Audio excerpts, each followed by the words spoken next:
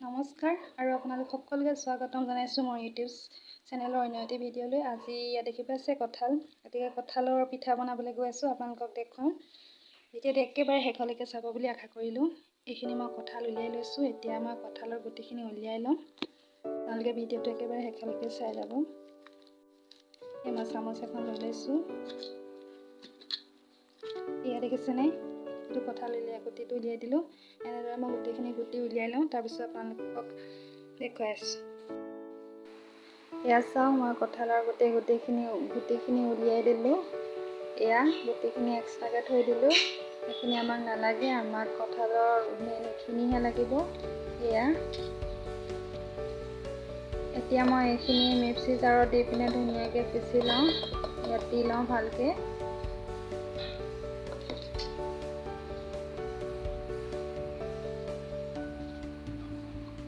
এয়া মিক্সি জাৰত মই দি ল'লোঁ গোটেইখিনি। এতিয়া মই এইখিনি ঢাকনখন মাৰি ধুনীয়াকৈ পিচি লওঁ, তাৰপিছত বাকীখিনি আপোনালোকক দেখুৱাই আছোঁ। এয়া পিচি ৰেডি। এতিয়া চাওক কি ধুনীয়া মিহি হৈ গ'লগৈ। এতিয়া মই এইখিনি ধুনীয়াকৈ বেলেগ এটা পাত্ৰত উলিয়াই ল'ম। ইয়াতে মই উলিয়াই লওঁ। ইয়াতে আপোনালোকে ধুনীয়াকৈ উলিয়াই ল'ব আৰু ইয়াত কোনো ধৰণৰ পানী মিক্স কৰিব নালাগে। দেখিছেনে? খুব মিহি এটা পেষ্ট। চালনীৰ দৰকাৰেই নাই আমাক। এয়া উলিয়াই হৈ গ'ল। এতিয়া মই লৈছোঁ এয়া পিঠাগুড়ি। আপোনালোকৰ যদি পিঠাগুড়ি নাই তেন্তে ময়দা দিব পাৰে। ইয়াত কোনো ধৰণৰ চেনি ইউজ নকৰোঁ বা পানী ইউজ নকৰোঁ। এনেকৈ পিঠাগুড়িখিনি দি ল'ব। বৰ বেছি ঢিলাও নকৰোঁ আমি, বৰ বেছি টাইটো নকৰোঁ। এটা জোখত পেষ্টটো বনাই ল'ব। অলপ অলপকৈ সানি ল'ব। একে কোবতে দি দিলে সানিবলৈ দিগদাৰ হ'ব আৰু অনুমানটো কৰিব পৰা নোৱাৰি। গতিকে অলপ অলপকৈ দি ভালকৈ মিক্স কৰি ল'ব। এই মই প্ৰথমতে অলপ দি লৈছিলোঁ, দেখিছেনে? এতিয়া ইয়াত আৰু দিব লাগিব। মই আৰু অলপ দি লওঁ।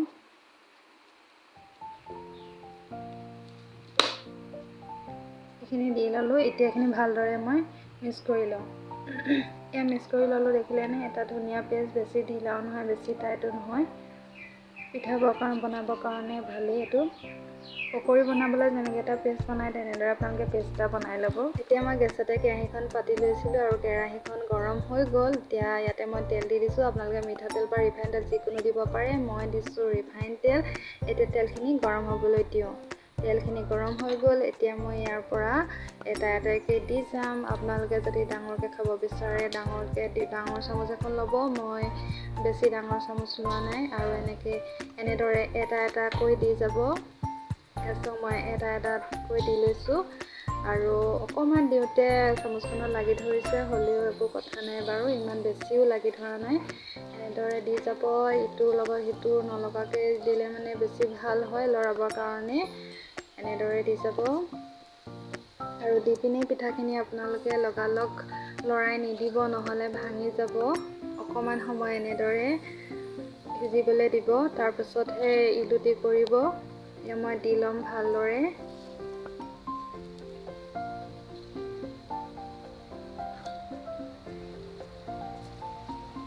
এয়া মোৰ দি হৈ গ'ল। এতিয়া অলপ সময় এনেদৰে ৰাখি দিম, নহ'লে ভাঙি যাব লগালগ লৰাই দিলে। এয়া অলপ সময় ৰাখিলোঁ। এতিয়া মই লাহেকৈ লৰাই দিম। ইপিঠি সিপিঠি কৰি দিম। গোটেইখিনি লুটিয়াই দিলোঁ। এয়া চাওক, এটা এটাকৈ এনেদৰে লুটিয়াই দিব আপোনালোকে। লাহেকৈ কৰিব, নহ'লে ভাঙি যাব পাৰে, কাৰণ কঁঠালৰ হয়তো অকণমান আঠাটো প্ৰথম অৱস্থাত থাকে, কিন্তু পাছলৈ কোনো ধৰণৰ আঠা নহয়। খাবলৈ খুবেই ভাল হয়। খুব সহজে বনাব পৰা এটা টেষ্টি ৰেচিপি। যিহেতু কঁঠালৰে বতৰ, গতিকে ঘৰতে থকা দুবিধ সামগ্ৰীৰে খুব সহজে আমি বনাব পাৰোঁ এইটো পিঠাবিধ।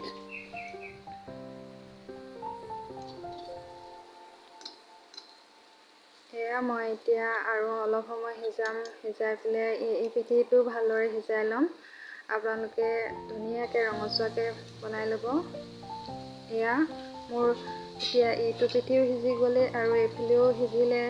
এইখিনি নমাব পৰা অৱস্থা দেখিছেনে খুব ধুনীয়া ৰঙচুৱা হৈ গৈছে আৰু এটা হৈ আছে লাগি ধৰা নাই কোনো ধৰণৰ এতিয়া মই এইখিনি নমাই লওঁ এয়া চাওক আমাৰ কি সুন্দৰ কঁঠালৰ পিঠা ৰেডি হৈ গ'ল মাত্ৰ দুবিধ সামগ্ৰীৰে আমি বনাই ৰেডি কৰিলোঁ কঁঠালৰ পিঠা আৰু খাবলৈ খুবেই সোৱাদ আৰু এই আপোনালোকক দেখুৱাই আছোঁ দেখিছেনে খুবেই কোমল হয় এতিয়া ফালি দেখুৱাম মই এটা এইটো চাওক খুব কোমল হয় আৰু খাবলৈ খুবেই টেষ্টি এয়া ভিতৰখিনি ধুনীয়াকৈ সিজি গৈছে আৰু কোমল হৈ আছে গতিকে আপোনালোকৰ যদি ভাল লাগিল ভিডিঅ'টি লাইক কমেণ্ট এটা কৰিব আৰু নিজেও বনাই খাব কঁঠালৰ বতৰ যিহেতু আজিৰ ভিডিঅ'টি ইমানতে সামৰিছোঁ আৰু আগলৈ আপোনালোকৰ মাজলৈ আহিম পুনৰবাৰ নতুন এটি ভিডিঅ'ৰ সৈতে নতুন এটি ৰেচিপিৰ সৈতে তেন্তে আজিলৈ আহিছোঁ bye bye and take care